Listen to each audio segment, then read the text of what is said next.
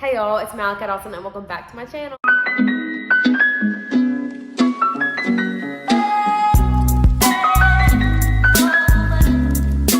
Okay y'all, so I have a video for you guys and it's kind of a continuation of the video I just filmed on my channel. It was the last one I filmed and I just kind of talked about how to get yourself spiritually, emotionally, and physically more in check so that you can live a happier, more productive life. And one thing I kind of touched on was your emotions. And I kind of felt like I needed to go into more depth about that because I think as a teenager, as a girl especially, you go through all of these emotions, and if you're not careful, your emotions can become your identity.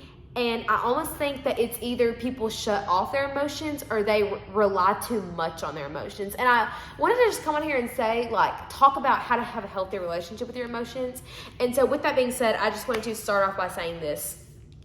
You are not your feelings. You are not your feelings. And I think that's so important for everyone to hear, because a lot of times, especially as girls and as teenagers, whenever you're going through a certain situation, you begin to rely a lot on the way that you feel. But a lot of times the enemy attacks you through your feelings and through your emotions. So it's really important to keep yourself in check with that, if that makes sense. With that being said, I wanted to read you guys this verse. It's in Ephesians 4:26. I actually just stumbled on this today, and it's actually a really good verse. And here's what it says in verse 26. But don't let the passion of your emotions lead you to sin. And I'm going to read a little bit more of that verse, but I just kind of want to touch on that for a second. I think a lot of times people, whenever they get emotional, they turn to, I think a lot of times when people get over emotional, whenever people experience hurt, they can harbor feelings against people, they can build walls, they can burn bridges between people, or they can let their emotion lead them to sin. They can lead them to falling back into their old ways. If something goes wrong in their life, I think a lot of people use things like a crutch. They can use drugs, they can use alcohol, they can use all these different sins. But the thing is, I think a lot of times we rely on our emotions a little bit too much, because the honest to God truth is that you aren't your feelings, you're not your emotions. And yes, we experience them, but that's not who you are. You don't identify in that. And I think sometimes whenever you get anxious or scared, that doesn't mean you have anxiety. Whenever you get sad or lonely, that doesn't mean you have depression. And I think a lot of times people almost rely on those things for their identity. And if you rely too much on your emotions, if you rely too much on your feelings, it becomes your identity. So I think it's very important that we have a healthy relationship with those things. And so as I was kind of praying over this message, I felt God tell me this prophetic word. And he said, give me your heart, give me your gaze, and then let's run.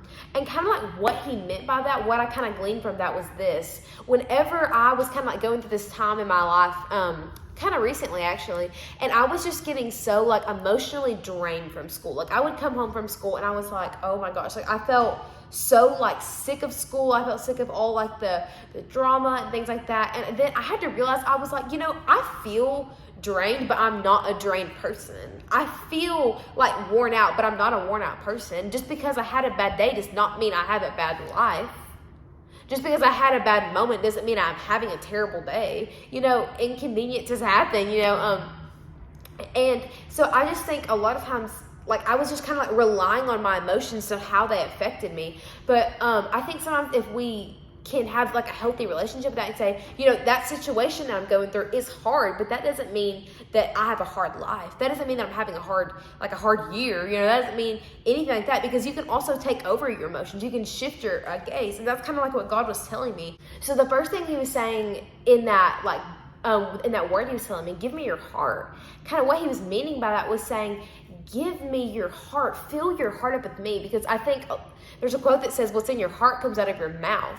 So I think our words, if what you're saying, your mind believes. So it's all kind of a full course thing, full circle thing. It's whatever I'm pouring into myself ends up coming out of my mouth, and whatever is coming out of my mouth, my brain begins to believe.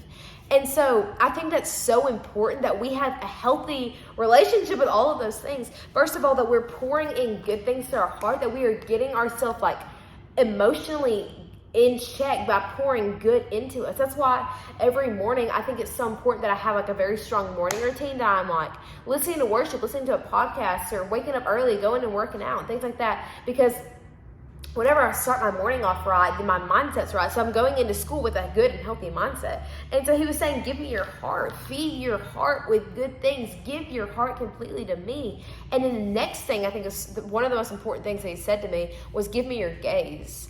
And I think of, just a reference, is whenever you play volleyball and you like pass a, I don't know if it's going to make sense, whenever you pass a volleyball, wherever your feet are like pointed, that's where the ball goes.